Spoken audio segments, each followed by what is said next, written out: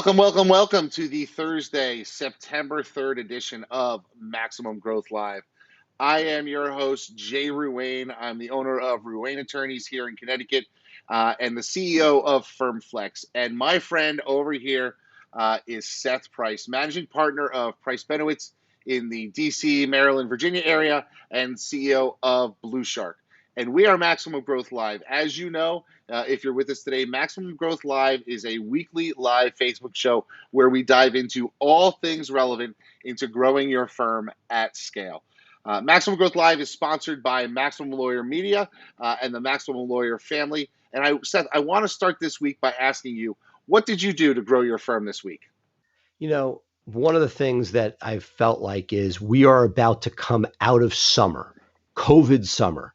And in the guild this week, they asked, what's the one thing you're doing? And I got to say, I felt weird. I felt guilty because I didn't have one thing. To me, it was getting everything firing on all cylinders. We're no longer during the summer.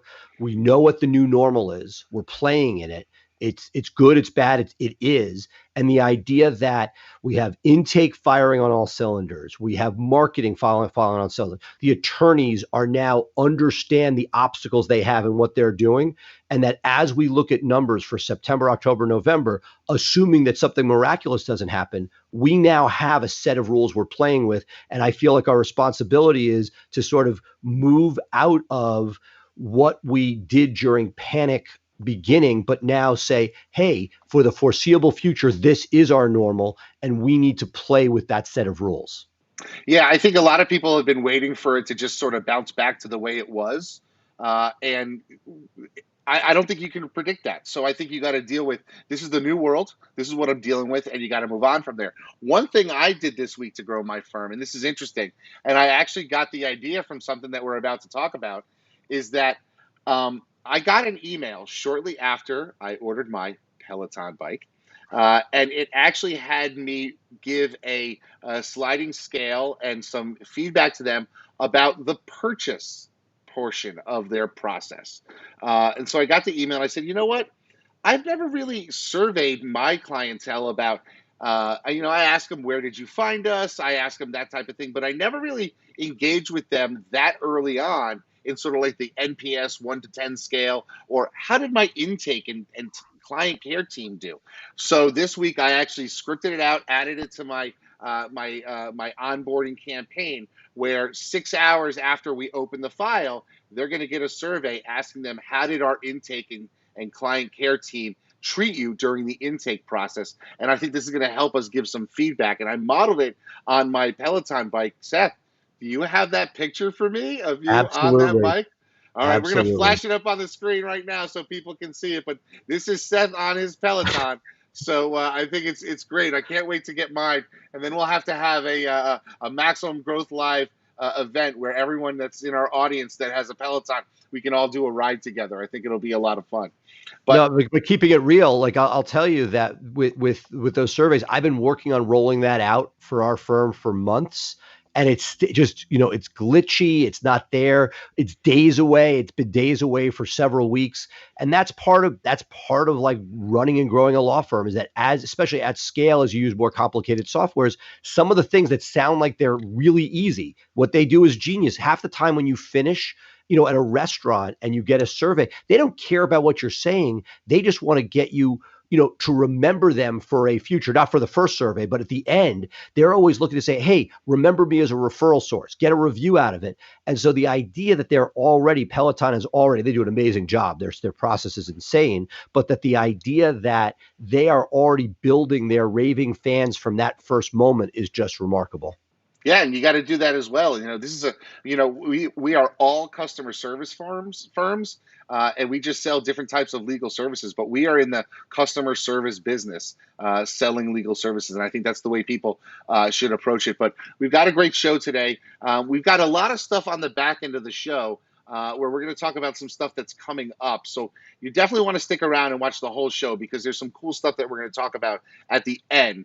But first, we're going to talk a little bit about who's coming on the show today. So Seth, why don't you tell us a little bit about our guest, and so our viewers will know what's in store.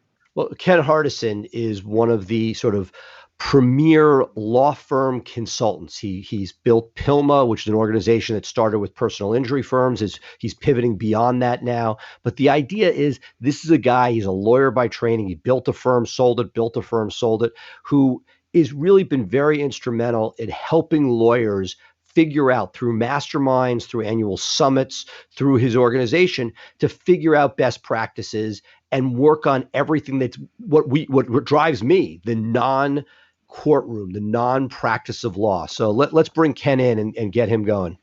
Yeah, so give me a second. I'm gonna set it up so that we can get him in here. You'll hear a couple words from our sponsors, and when we come back, we'll have Ken Hardison of PILMMA with us. So just give us a few seconds, and we'll be right back with you. Thanks, folks.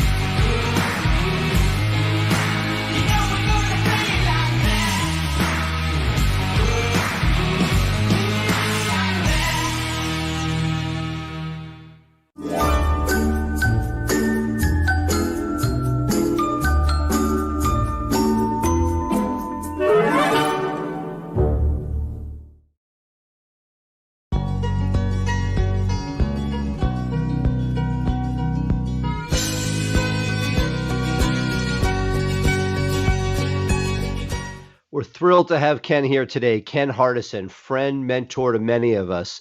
Ken not only built not one, but two law firms, selling each of those, and created PILMMA, an organization that has historically focused on personal injury lawyers. I think it's pivoting beyond now, but the idea being focused on management and marketing of law firms, and something that I've found a home at. So welcome, Ken. Thank you for being here.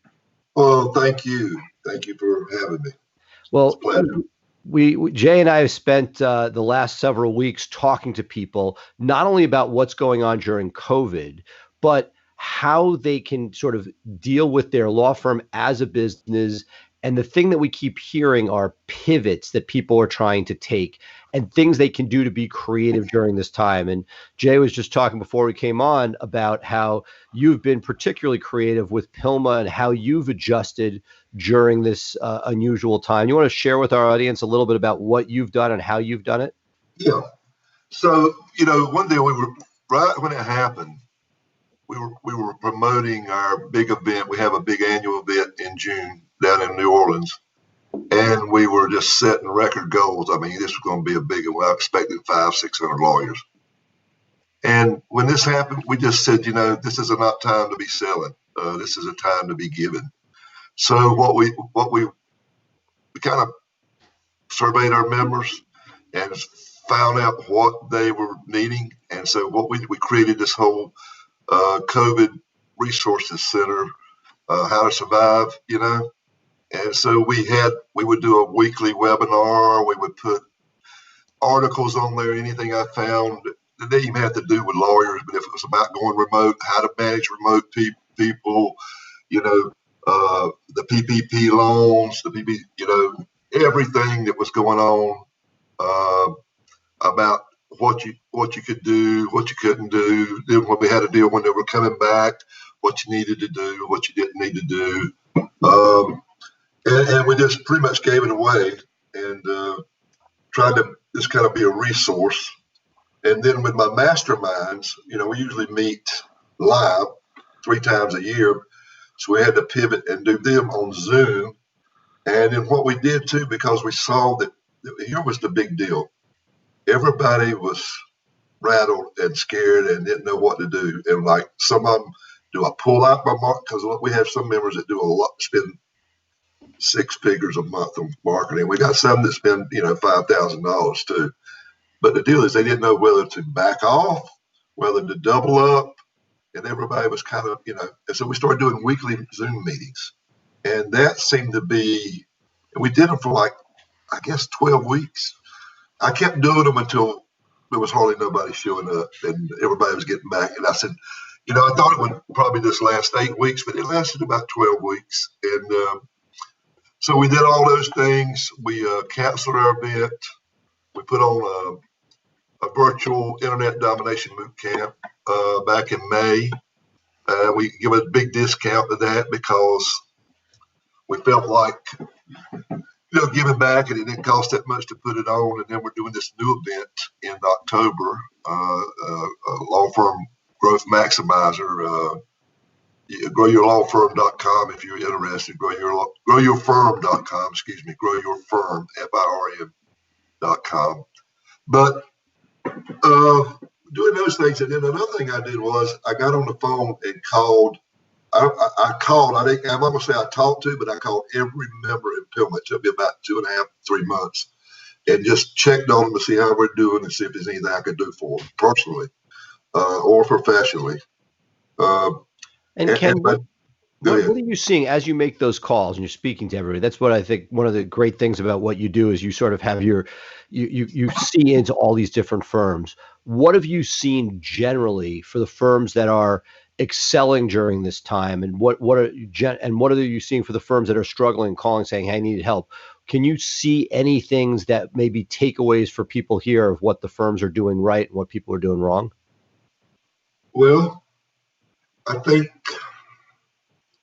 what I've seen is that the smart law firms didn't go in and just fire everybody or lay everybody off. They try to hold on to their good people.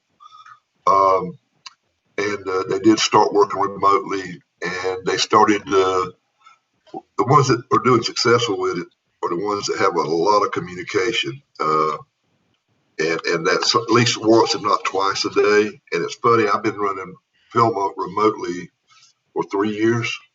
So we've been having, we call a daily huddle every day, lasting about 7 to 12 minutes.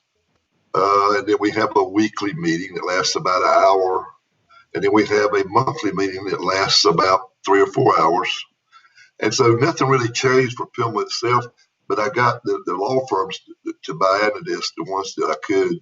And the ones that did, they seemed like they were doing a lot better. And then what I saw is that they were monitoring, but not really spying on their employees.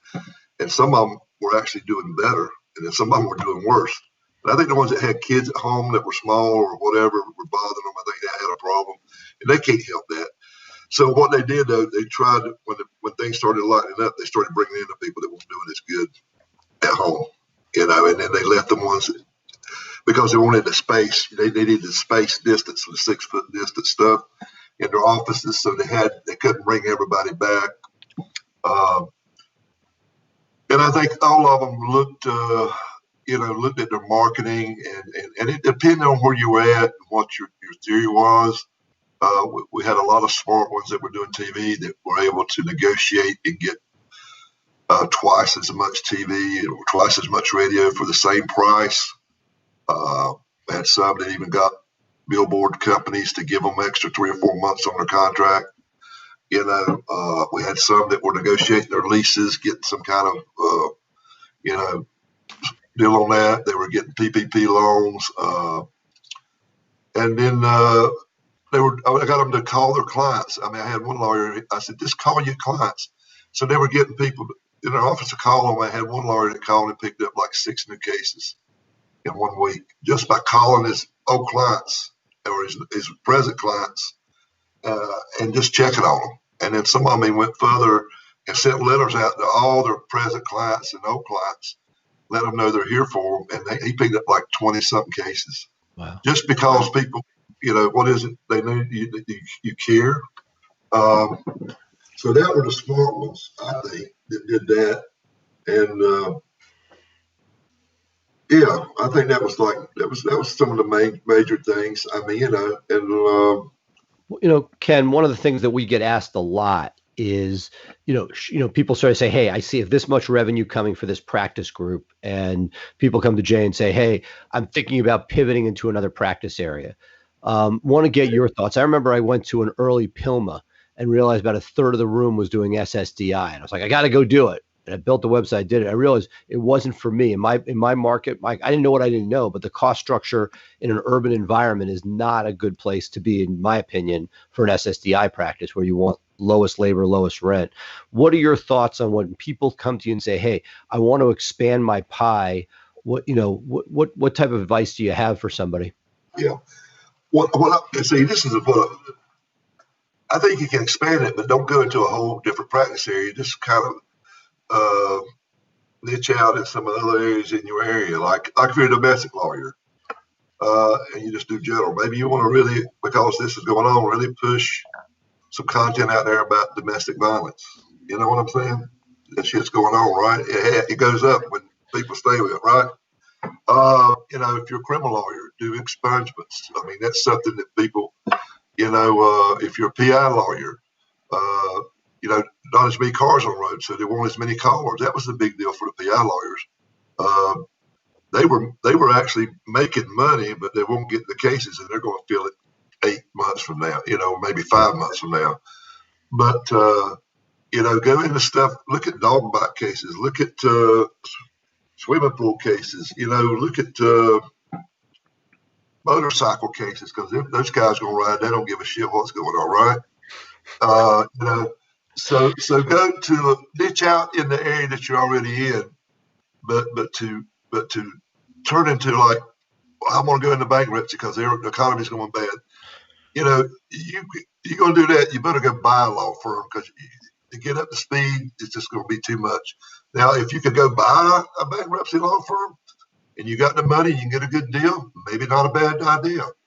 But I don't know if anybody's going to sell right now because they know the money's coming, right? Yeah. I mean, it's always what, supply and demand. But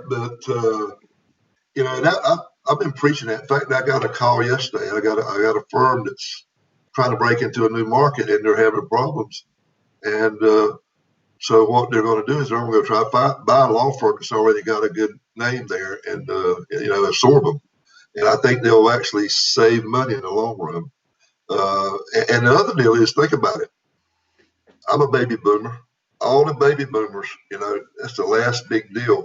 Our lawyers are getting into retirement age, and some of them maybe not want to retire, but they sure as hell don't the headaches and BS of running a law office. You know what I'm saying? And great opportunity for a lot of lawyers out there buy the law firms, make the person off counsel, use their goodwill, do a transition that the guy or the girl that's leaving, they make money, you make money, everybody. Used to, when I first started, when a lawyer, he just died and his practice just died with him. I mean, that's just the way it happened. Things have changed so much. I mean, so much now that there's actually businesses out there that do nothing but broker law firms now. I mean, it's becoming a big business. I think it'll be more too. And as the next 5, 7 years, I think I brokered one already this year. We did the deal last year, but we didn't close it till February of this year, right before the COVID. But he's doing good. He's actually doing good. I'm still working with him. I helped him buy. I didn't help him with the money, but I helped him negotiate the deal, and got into some sources of money, financing that was not crazy. Not having to pay 20% interest, which is like from some of these hedge funds, like they like to do. Got him something more around 6-7%. Awesome. Jay? Can I actually have a question about that? As someone who's been in the position to sell your prior firms and also assist lawyers with purchasing a firm, what are some of the things that a lawyer who's thinking about getting into that purchasing of a firm to take over their business and expand that way? What are like the top 3 things that a lawyer should be looking for when they are approached with the opportunity to buy a firm? Is it, current caseload? Is it, what is it projected revenue? What are the things that at first, you say, these are the things we need to know? And when you were positioning yourself to sell your firm, what did you do to make your firm attractive to an outside buyer? The number one thing, and most lawyers don't believe me, The number one thing I want, do they have a list? I've seen corporations pay millions of dollars for other corporations just to get their list and then close the company down. If you've got a list, a mailing list, a current mailing list of all your prior clients, email list, whether or not they're contacting them or not, if they, that is worth its weight in gold, in my opinion, because you could take everything from me and just leave me my list, and I could have another firm up and going and flourishing within 6 months. I promise you. And I could do it pretty cheaply too, with just emails and direct mails and stuff like that. But that would be the number one deal. The number two deal would be, I want to know what their reputation in the community is, and I would talk to other lawyers, and then I would also go look at their Google Plus reviews. I mean, that's going to tell you most of what you need to know. And then I want to know why are they wanting to sell? Is there something there? Is there something there I need to know about? Is this guy getting done after child pornography? You know what I'm saying? And just willing to, and I don't want to buy a firm like that, because then that's going to taint. Sure. I might buy his list, but I don't want to buy the firm. Well, Ken, I've been down this road a few times, on smaller scale acquiring. But one of the things I've seen is I've tried to get bigger and buy a regional player in a geography just beyond mine, has been, unless somebody is sort of literally, you get them at the moment before they're about to collapse and pass away, you very often get unrealistic expectations of what the firm is worth. And I find that I end up myself with the opportunities. I wish I could say that I've been more successful with this, of people who are literally on the way out, bloated overhead that you're not going to be able to maintain, files that are a mess, and that you end up with a huge headache. I really aspire to be at the other end, where it's a viable firm before the baby boomer, while they're still around, with what the rest of business does, like a 3 to 5 year buyout. That's how the real world works, the lawyer world. And given what's going on in Utah and Arizona, who knows? Maybe we're going to see more of this in legal soon. But do you have any thoughts on how to get the timing so that you're not knocking on doors where, like, yeah, sure, I'll sell it to you for a price that's silly, versus getting something where it's defunct, and while you might get a decent deal, you're going to pay in sweat equity cleaning up the mess? Well, what I do for lawyers, and I've done this, we're getting ready to do it again, is I'll find out what geographic area they want, and then what kind of practice they want. And I just do a mass mailing, maybe about 3 of them in a row over 3 months, and say, listen, and I do different angles on it. One of them, you're tired of the headaches, whatever, you have an exit strategy, and find somebody that wants to sell. Don't try to talk somebody into selling that don't want to, but just give them these things about, what are you going to do, Maybe there's a way I can help you, hook you up with somebody that can take these worries off of you, still let you do what you want to do, still make some money, because, protect your family, your estate, things like that. But you're right. I mean, one I did, not the last one, but the one before, like 2 years ago, I had to kiss a lot of toes to find the prince, because everybody thought, it's like when you sell a house, you always think it's worth more than it friggin's worth, because it's your house. My car, my house, it's worth, you know what I mean? I would argue it's even more so than the house, because it's your baby, and whether or not the revenue is irrelevant. It's your people. It's this whole thing that has nothing to do with, numbers. And, again, given that there's that window where you need the motivated seller, clearly, as we're both saying, you need somebody who's motivated to sell, but not so motivated that there's nothing left. I have a particular deal on the table right now on the immigration side, and the group has wound the firm down so much that while the pricing is fine, the lifting, the labor, the mental anguish for myself and staff would be so much that I'm not sure the juice is worth the squeeze. Yeah. And that's what you got. I mean, you got to look at that too. That's like I say, why are they wanting to sell? I mean, they already wound it down. I mean, you ain't got much to sell, really. Although I tell you, I did this back. This is years ago. This is back in the 80s, man. The older lawyers there in my county, when they died, I'd go to their spouse and try and buy their phone numbers and give them like $500. And what? Why do you want to buy us? Well, it's a popular number or whatever. But no, I want it because these old clients are still going to call him. And I said, well, no, this is law offices, but that's not him. He's deceased. But what can I help you with? I did like 4 or 5 of those in the 80s. This older lawyers there died in town, and people thought I was crazy. But I mean, I thought it was a smart deal. I don't know. But, No, I agree. I've tried 2.0 of that, was buying the URLs for those guys that had it.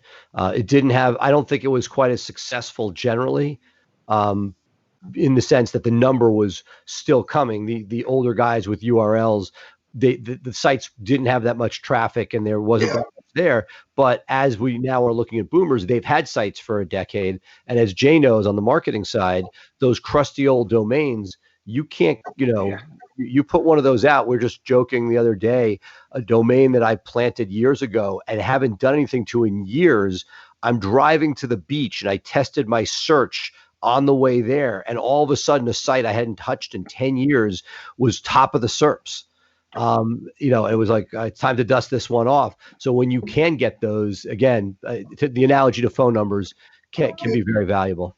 Yeah, I mean, I think there's something to be said for, putting up a 3-page site now that you're going to harvest in a decade, and get your ideas flowing. Ken, you brought up something, and I want to touch on it before we get too far off of it. And you talked about, if I had to start from scratch with a list, in 6 months I could be profitable. And as we see some lawyers trying to pivot, or people who are striking out on their own, I think that's something that you can provide some insight to. How long should it take for a practice to become profitable? Because so many people think, hey, I'm going to hang a shingle, and at the end of the first month, I'm going to have money in my pocket. But you've seen a lot of these firms. Yeah. What do you think is a reasonable amount of time to get a firm from zero to, okay, we actually have something here? It depends on what type of practice. Okay. So, let me give you one extreme to the other. One of my mastermind members, she got in veterans disability. She lost $2 million before she started getting profitable. Wow. It took her 4 years, but now she's killing it. 7 years in it, she's killing it. I'm telling you, killing it. But now that was, most lawyers couldn't hang, you know what I'm saying? She had a very profitable Social Security practice to hang on to. Now, Social Security practice is going to take about 3 years, because the cases take 2 years, 18 months, 2 years, and you got the deal. PI practice will take about, a couple of years. And frankly, it depends how you account for it, right? Because if we're not in the legal space, you open a business, you capitalize it with X amount. If you're saying, your SSDI case is coming a couple of years later, your PI case is coming a couple of years later, you still have all that expense for those 2 years. Those first few cases are not making you profitable day one. They may be profitable in that month, but the question is how well are you capitalizing what you're doing, and are you realistic for what the horizon is to get to true profitability? Yeah, and that's something that, and I actually preach this now, probably more than I did 10 years ago. You have got to. Most businesses fail because of lack of capitalization. All kind of businesses, they go within 5 years. Barnhart says, revenue is for vanity, profit is for sanity, but cash is king. If you don't have the cash, and anybody that knows, I've been through it, where you're making money and you're having to pay taxes, but you ain't got no damn money. It's phantom income, and I went through that. And let me tell you, it's not fun when you've got to write a check for $300,000 or $400,000 and you only probably drew out cash $120,000. That's tough. You know what I mean? But because you're having to pay these loan backs, and like you say, you had to have that money up front, right? It's got to catch up. So you got to pay it back, but you're still making profit on the books, but you're not, it's a tough circle. So it takes a while. That's why I like the idea of maybe if I was going to go to a new practice area, maybe trying to buy a firm. I think it's a lot easier. but you got to be careful. You can't overpay, and you got to make sure they got those things, the list of why they're selling it, and who it is you're buying it from, and why they're selling it, and all those things. I mean, I'm not saying it's easy. I'm just saying I think it's quicker to profits than just starting from scratch. I love that idea. I started a Social Security practice from scratch after I sold my first firm, just to prove that I could build a firm off of $6,000 a month marketing. And I did. I had like 700 cases in like 2 years, spending no more than $6,000 a month on marketing. Impressive. Yeah, but it was a lot of work too. I did a lot of grassroots stuff. But my deal was, I sold it in 2 years, but it still wasn't even profitable. I mean, I made my profit by selling it because I really hadn't started making money. I was losing money, I mean, I had lost money the first 2 years. But I still made money off of it because I sold it. Now, I made the decision that the margins were so thin that I was going to have to, instead of having 700 cases, I was going to need 4,000 cases. And I just didn't want the headaches of all those people because Social Security is very intense on labor as far as staff, not lawyers, but staff. And I just didn't want the headaches, so I sold it. But somebody like criminal, you get paid up front. I think the road to there is a lot quicker than it would be like for a PI or disability or somebody that's on a contingency. If flat fee is going to get profitable quicker than anything else, but it depends on what your average fee is too. That's the big deal. I mean, for the most part, lawyers don't charge enough. Just to be honest with you, and they're scared, and they're scared that they're going to lose a client, so they don't charge enough. And the truth is, it's like I had this lawyer ask me at one of our events one year. She says, "I'm a domestic lawyer," and she says, "I'm working, 60 hours a week." She says, "I'm making good money, but I'm frazzled." She said, I'm dead." She said, "What can I do?" I said, "How much you charge an hour?" She said, $300. And go to $600. She said, "Well, I'll lose half my clients." I said, "Absolutely." Absolutely. I said, "You'll work 30 hours and make just as much." Yeah. No, it's not, look, your point's well taken, whether it's an exact one, but I'm a big believer in that. The idea that if the rate is higher, you're perceived by the community differently. We early on our criminal practice, as we moved into white collar and higher end federal, you would lose people if you didn't have a higher number. The number you're pegged at, if somebody's getting divorced and they see a $300 an hour number, that pegs you as a lawyer. It shouldn't, but it does. And then if you say I am a $500 or $600 an hour lawyer, look, realistically, you may have a sliding scale. Say, oh, military discount, that's 300. Destitute mom, you can get your pricing so it's not that much different, but you're not going to get the higher end cases. As I built out my firm with all the lawyers, I've always had like a high-end criminal lawyer and then a lower-end person who could do the cases where there's less funds. And below that, Seth Price, who doesn't really go to court.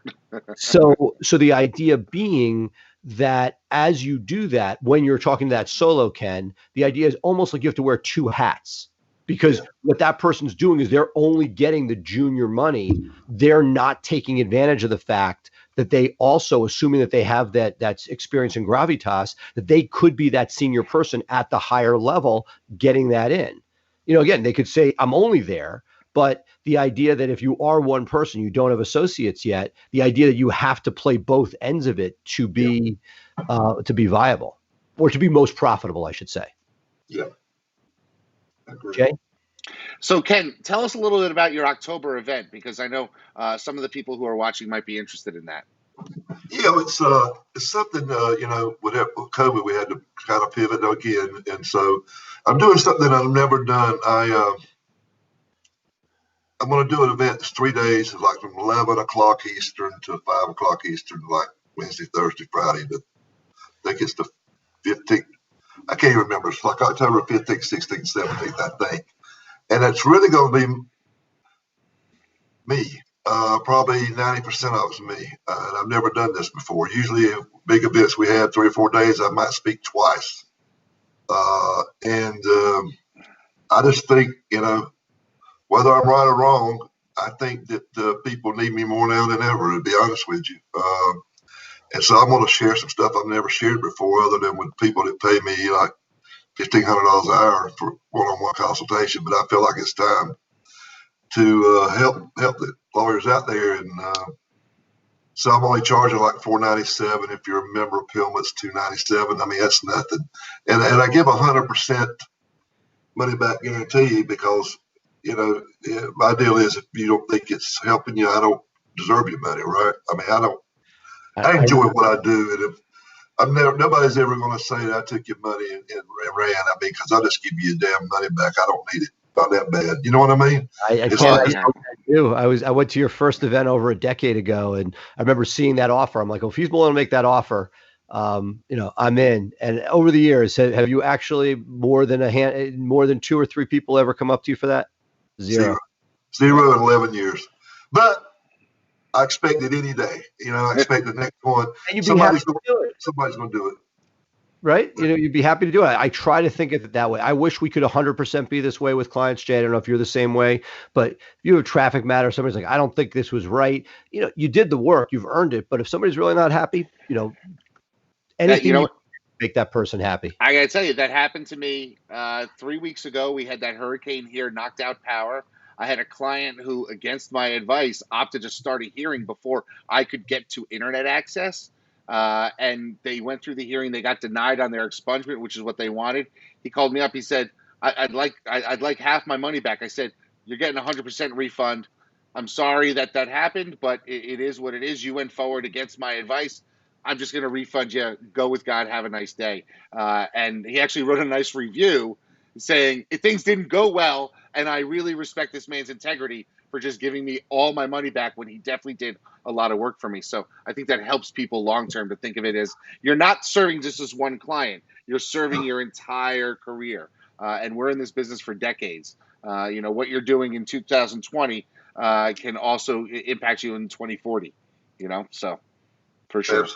Absolutely. I mean, it's what it's all about, man. I really believe that marketing as we know it is in a process of changing, online and offline. I think it really is. When all my brethren boomers are gone, I think you're going to see something completely different than what you see now. It's going to be really on trust-based relationship marketing. I think it's going to be so much more about that than it is about being on the first page of Google or being on TV or being on radio. I really believe that the really successful lawyers are going to be the ones that really their damn past clients are marketing for them. I really believe that. Now, I might be wrong, but I really believe. You say that now, and last week we had Peter Shankman, and he talked all about it's a customer service economy, and that's really where things are at. So it's interesting. 2 people who haven't heard each other speak are talking about the exact same thing. Seth? No, I just look. I appreciate it, Ken. Thank you so much for everything you've done for both myself and for the industry. We love having you here, and hope to have you back soon. But thank you for making the time today. Oh, thank you. Appreciate it. Thanks, Ken. Take it easy. We'll see you in October. Okay, brother. Y'all be good. Thank you. Bye. In this world today, if you want to grow your business, you want to grow your firm, you want to take on more cases and make a bigger impact, you have to have a digital blueprint. Statistically, throughout the time that we've been working with Blue Shark Digital, our law firm, the Atlanta Divorce Law Group, grew over 1,400%. They truly understand where we're headed and how we want to get there. I have a team in Blue Shark Digital that I feel like has my back.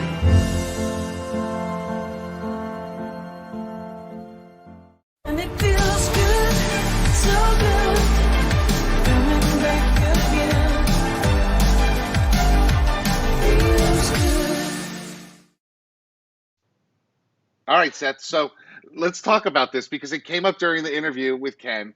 I made a little bit of a joke, but it's something that I think is sort of a gut punch, right? And it's that you're not in court every day like some of the lawyers in your firm. So let's talk about that.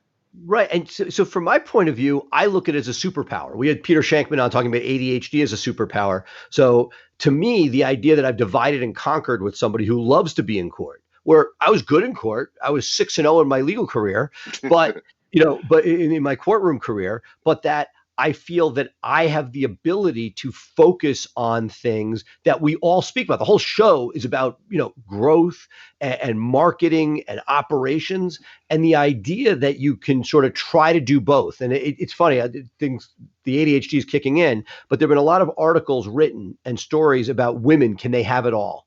Can you raise kids and have a full-time career? And there was a very controversial column in the Post saying you really can't. You can't be at the top of your career and also fully be there for your kids along the way. Again, that's one sort of side piece that is out there. I'm sure there are examples that counter it, but these were very accomplished people who said you really can't do both. I believe at some level it is very hard to do both at a law firm. That if you want to be, David is, in court teaching at Harvard Law, taking on cases. He just got the case of the person who was supposedly doing espionage for Russia while within the military. I mean, like, you can't be the A+ level practitioner and also take care of everything else unless you take certain steps or something's going to give. So to me, the fact that I have not put myself, I'm guessing like a John Morgan is not in court on a day-to-day basis. And you had sort of had a pop culture reference talking about the fact that this is not new. This is something back in the 80s people were talking about. Yeah, it was, I used to watch LA Law, when I was a kid, 13, 14 years old. And there was a scene where all the guys and the women in the boardroom were making fun of Douglas Brackman, saying, you're not a lawyer, you just run this place, but you don't do what we do. And, he actually had a very unique approach to a case that they wound up adopting, and it won the case. And he was like, look, I am a lawyer. I only do this so that you can do your job. I don't want to be doing this. This isn't what I signed up to do. I didn't go to law school to do this. And it's interesting because, it's something that we've talked about a bunch of times. We see a lot of law firms grow and they sort of hit a wall, right? And now I'm looking at my own firm. I'm sure you've done some introspection and look at your own firm. And we've been able to grow because of who we are, because of my fascination with systems, because of the things that I put into place, but the way you aggressively go at markets and that type of thing. And I wonder if there are people who are watching this who are thinking, I just want to be a lawyer. I like the idea of growth, but I like the idea of being a lawyer more. And for me, I'd love to get back to actually doing some legal stuff, but I can't do that in my firm because I'm the only one who can do what I can do. And we've talked about that. I've pushed you over the years, saying, you're not going to bring somebody in who's as good as you on the lawyering side. I'm going to go to court. You're going to pick up cases. All that's fair, but the question is, you can only do so much so well, and what is that? What can you not outsource, but what can you add to? I think one of the things I'm most proud of is early on at Max Law, when I was on an early Max Law episode with Jim and Tyson, somebody listened, Dane Phillips, and he's like, he heard what we were doing. He's like, I want to be part of this. And the idea was, it was exactly what you're talking about. He loved going to court, but he didn't want to run a firm. He was sort of ready to be out on his own. And so to me, it is that segmentation where you can allow people to do what you want. And look, it's fraught with peril, because let's say you say, I just want to be in court, and you find a local person who happens to want the opposite. The odds of a business marriage working, probably not unlike a personal marriage. There's a very large failure rate. So again, what I've loved about Price Benno is the fact that we've been able to bring people on and work them into our system so they could have their own practice within our practice to actually practice and have intake and marketing and ops and everything else taken care of for them. The thing that I sort of look at is, as we talk to many of our listeners who are like, hey, how do I find that missing piece? You got to do one of two things. You either have to go out and buy it and hire somebody to do it, and that may not be cost effective, or you got to bring somebody in with equity who's going to balance you out, and pick your poison, right? While you have the lion's share of what the profitability of your firm is, but you have a lot on your shoulders.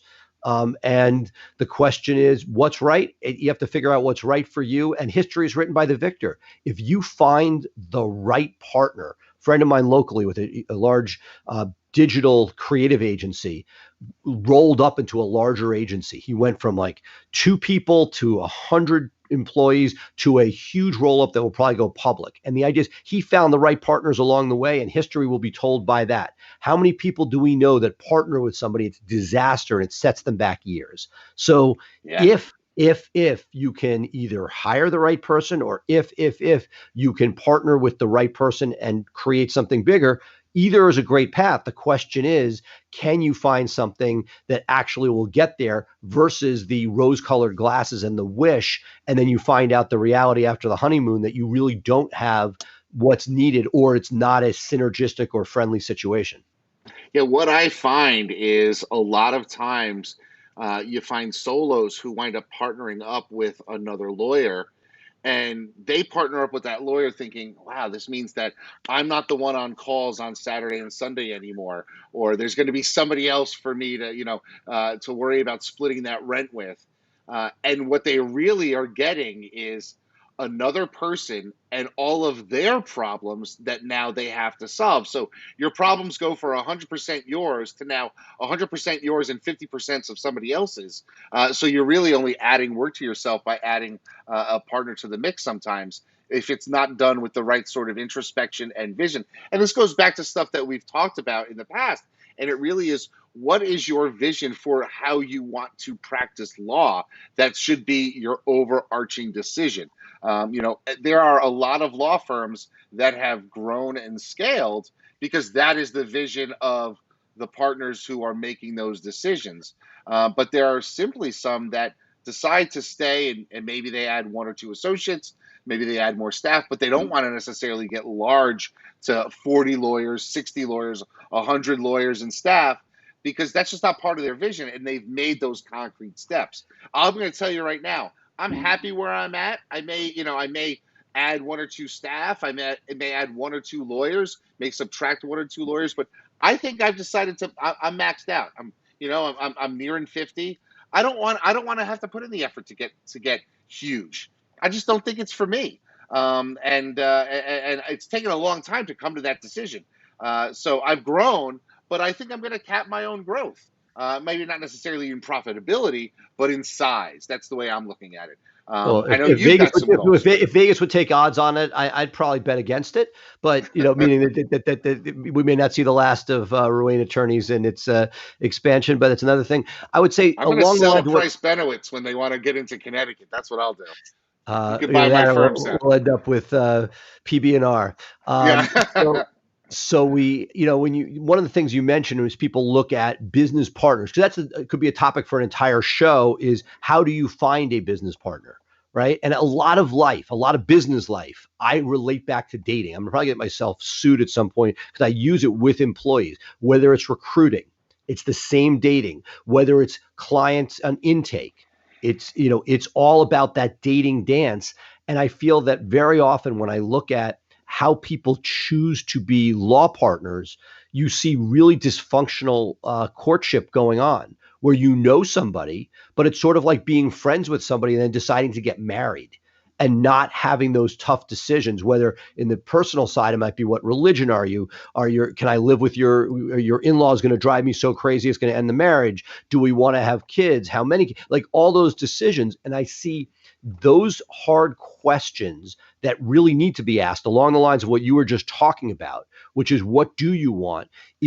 Are you interested in working in this part of it? Is it actually synergistic, or is it 2 people talking about what they want? So 2 things happen. You get into the marriage. Let's assume that it's good for a moment, but 2 things happen. One is, what people say they want isn't always what they want, which sucks. It's true on the personal side. It's true, of every profile that when I dated, people love their family and love to travel, and you find out that they can't stand their family and hate leaving their home. That what people say is not necessarily actually what they believe. But secondly, people change, so that you're in this marriage now with somebody and things happen. Their marriage breaks up. There's a substance abuse issue. Their marriage is good, and their family grows, and they want more time at home. All of those things are such variables, and look, if you thought about it too much, you'd never do anything. But thinking about it smartly, knowing all of those variables and asking at least the threshold first questions, Jay, that you referred to a moment ago, so that you have an idea, are we both getting something that complements each other versus two people that want to be the front man, and you hear this a lot, who don't want to practice and want to focus on marketing. If you have two people that are aspiring to do the same thing, you're no better off than you were before. Yeah, it's interesting. I get into this debate sometimes with my wife, and she's going to hate the fact that I'm going to bring it up, but she has a tendency to try to maintain relationships for 20, 30 years. And I said, some of those relationships, you became friends with those people merely because you lived in close proximity to them, not necessarily because you had a lot in common with them. And so now that you're older and wiser, and I don't want to say set in your ways, but you've sort of decided certain things about your life, those friends may not necessarily be true friends anymore, if they ever truly were. And that's something that I think you got to look into. It's nice when you're undergoing the shelling of the daily practice of law, when you're being fired upon, to have somebody else in the foxhole with you. It's a whole nother thing that when the shelling is done, is this somebody that you can actually spend some time with and build something with? And I think that's something that we got to keep talking about, because we want to remind people that that's something that they have to talk about. Yep. But once again, Seth, we're going to be overtime, if you didn't know. That it happens almost every week, except for when we have Shankman, who goes a million miles an hour. But we're going to be overtime for sure. So you want to leave it with this? I got a couple things to talk about.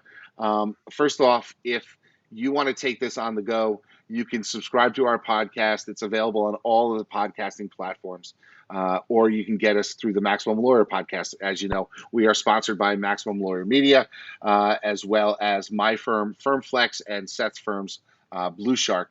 But we have been working on a bunch of things for you guys in the coming weeks, and I think it's going to be some cool stuff.